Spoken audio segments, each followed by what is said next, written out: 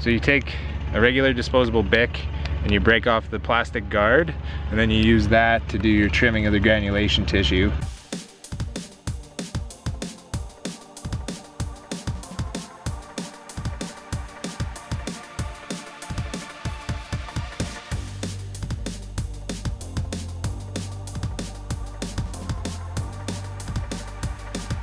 Okay, so this is the barbed wire case from a couple of vlog episodes ago.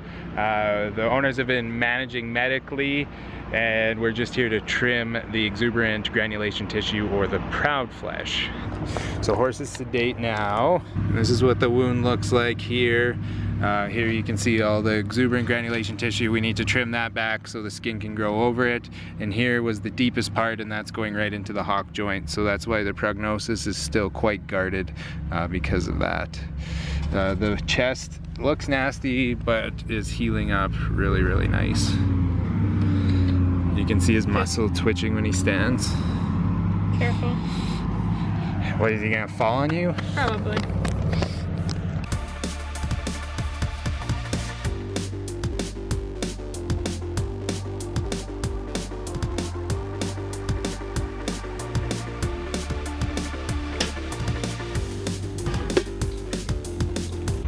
So we got this horse all cleaned up now, all washed, and what I'm doing is the Bick trick. So you take a regular disposable Bick and you break off the plastic guard, and then you use that to do your trimming of the granulation tissue. So all I'm trying to do is trim the granulation tissue back enough that the skin layer can grow over. So you can see it's higher here and lower here because I've already trimmed all this back. You can use a scalpel blade to do it, but on legs it's really hard to have control, and this is very, very safe. Just use the Bick, and it makes a nice, even granulation bed. We don't have to block the granulation tissue because granulation tissue has no nerve endings. Only when we get to the very edge of the skin we have to be careful. But yeah, this horse is not blocked at all.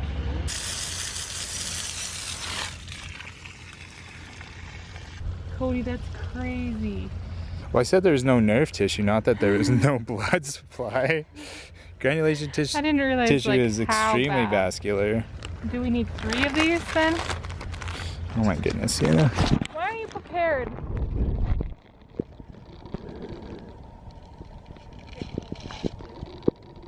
Yeah. You want one? Yeah. Is out of control. Fine. It is fountaining.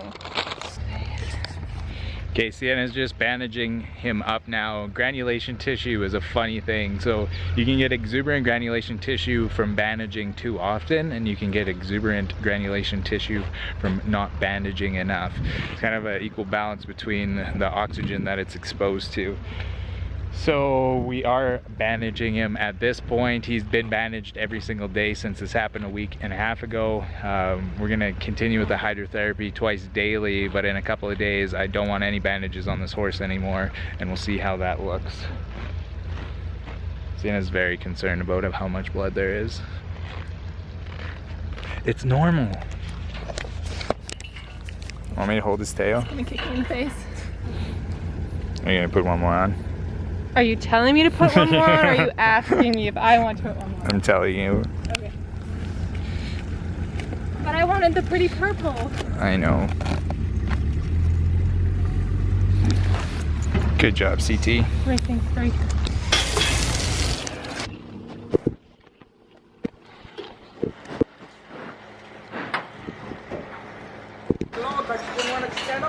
She's such a pretty girl, eh? So this girl is going to the old folks home for the day because they're having some pioneer days. So the old guys are gonna give her a go milking.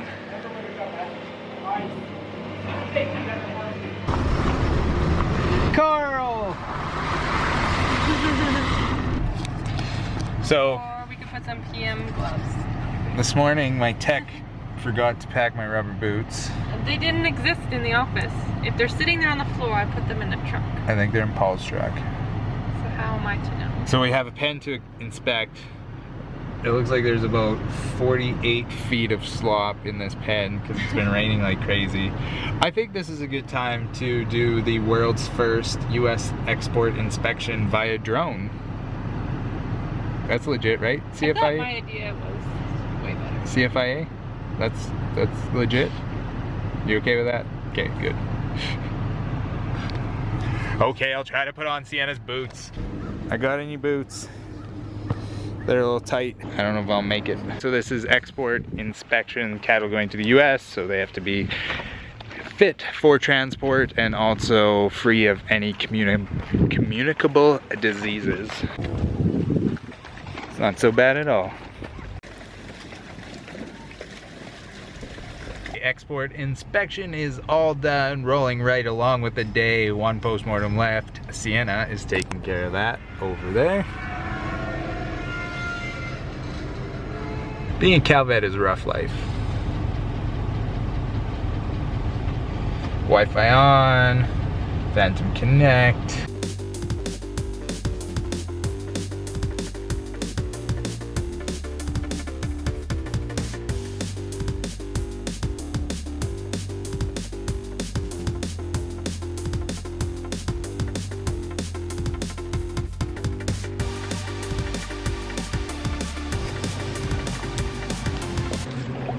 I can never get the guts to spill as nice as you guys. Okay.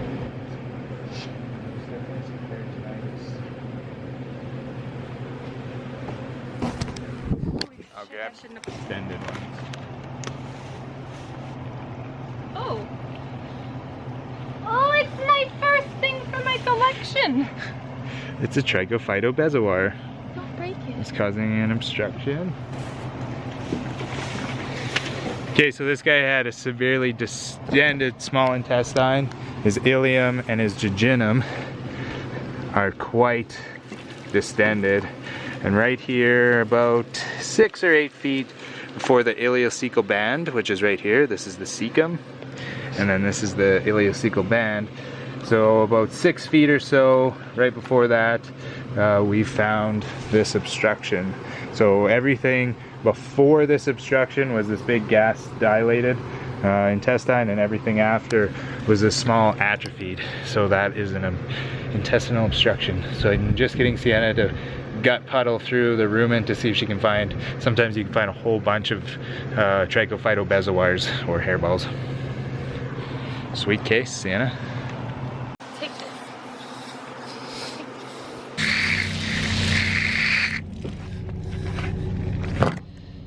It's so cute.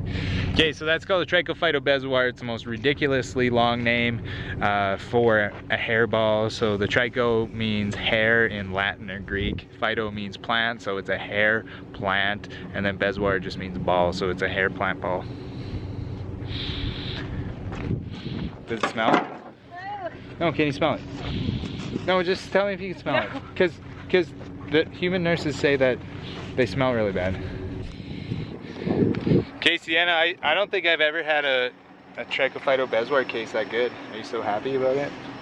So happy. We just gotta drop off a couple supplies. Supplies.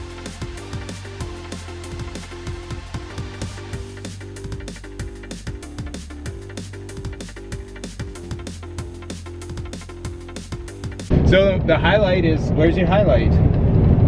The highlight of the day. Trichobezoar! That's what excites us.